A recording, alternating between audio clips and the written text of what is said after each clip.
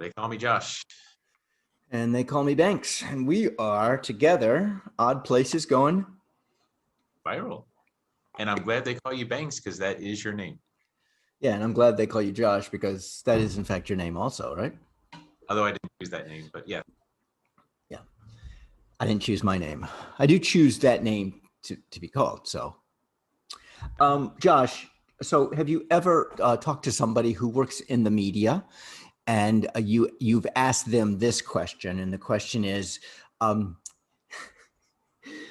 can we talk off the record? You've asked somebody in the media, can we talk off the record? Not in the media, no. But in other conversation in corporate America, yes.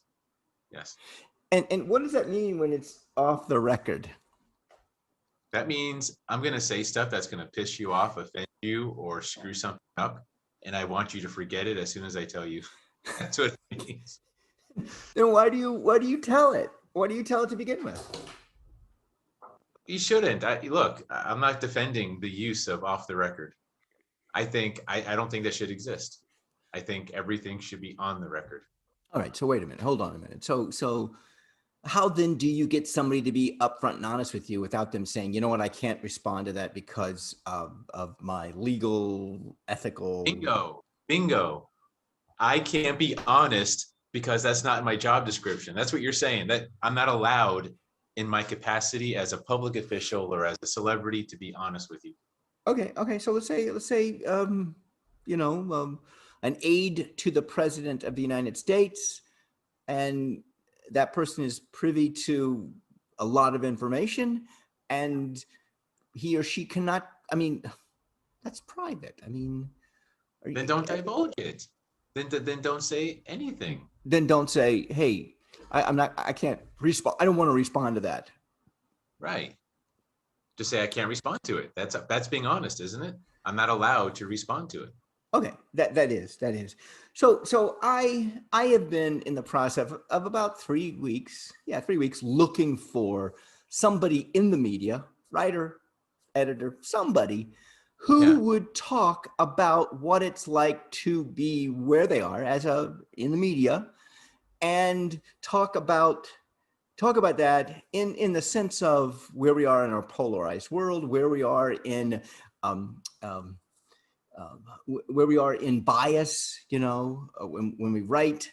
And I mean, I did not go in that in depth. I just basically said, I want somebody that I can ask questions to.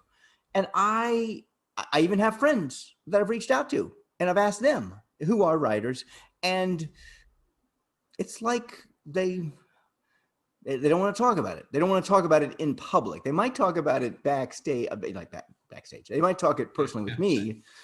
They don't want to talk about it in public. And I'm just thinking, have we become that weak as?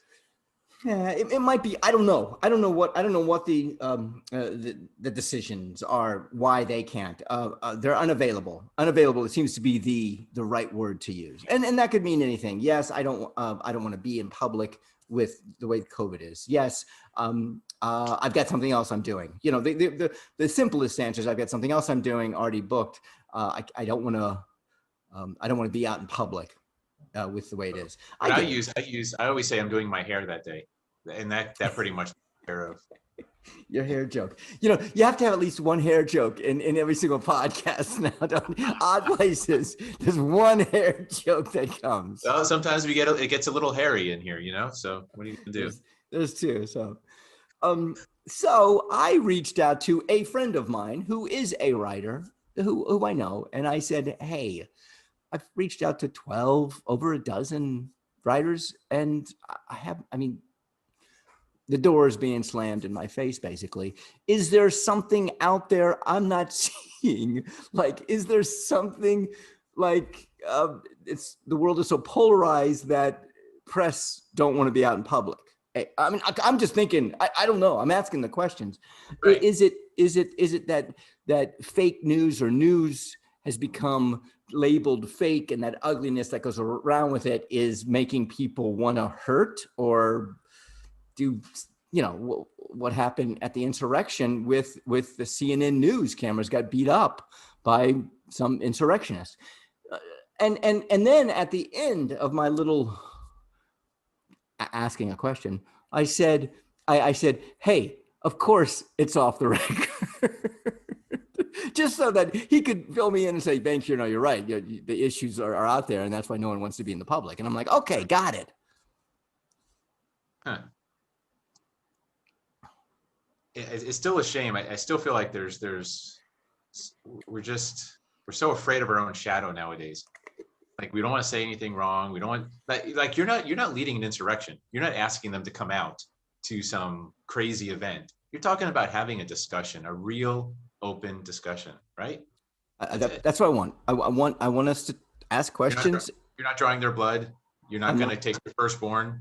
Not going to sacrifice firstborn in the middle of the room. Okay. It's not going to be gotcha. It's not going to be nothing gotcha. I'm going to ask questions, and I'm willing to talk ahead of time, with my guests. Hey, I want to get you to the point where we talk about bias. Let's talk about bias. That's something that people can jump on and go, well, you're biased. Of course, we are all biased in that regard. We can't help it. However, I do understand, as a writer of a newspaper, there is some bias unless you are only saying the facts. You're only stating the facts. And I think you said in third grade, you became a critical thinker. So you could read something and go, oh, he's trying to convince me, or she's trying to convince me this. Or you read it and go, oh, wow, this is just the facts, ma'am. Just tell me the facts. No feelings. I would not jump to the conclusion that the ones that have declined, were doing it because they don't want to be out in public. I'm not going to jump to that conclusion. Okay. I don't know. I mean, we are in a predicament, and that's why I like to have symposiums, discussions where people come together, differing thoughts, and we talk. We have to begin somewhere. Go ahead. Let me ask you a question, though.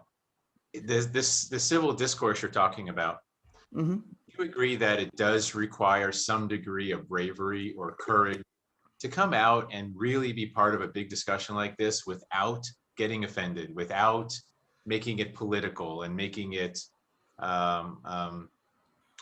attacking anyone? Like, it takes courage to do that, doesn't it?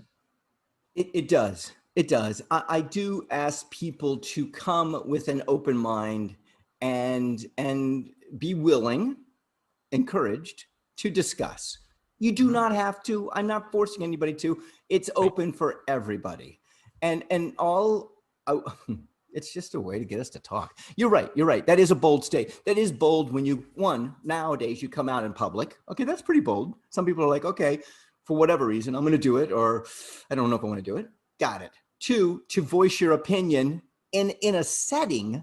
And I think it's overblown. I think people see the press, or not the press, they see stories, news stories and stuff, and they go, oh my God, look at that Karen, or look at that Karen, and look at what she did, or look at that person, look what they did. And they think that that's what's going to happen in a room of 15 people talking, social distance, masks on, talking about, let's talk about media, let's talk about censorship in our country. Yep, exactly. So outside of having an appointment, or outside of a hair day thing, if they're not showing up, it could be a lack of courage. It could just be I just feel like that's kind of where we are in society. I think we're shirking away. We're hiding. We're embarrassed. We're ashamed a little bit. I think we're a little ashamed after what happened. So let's take the embarrassed part. We're embarrassed to be out in public. I get it. Some people have gained weight. I've gained some weight from COVID. Great.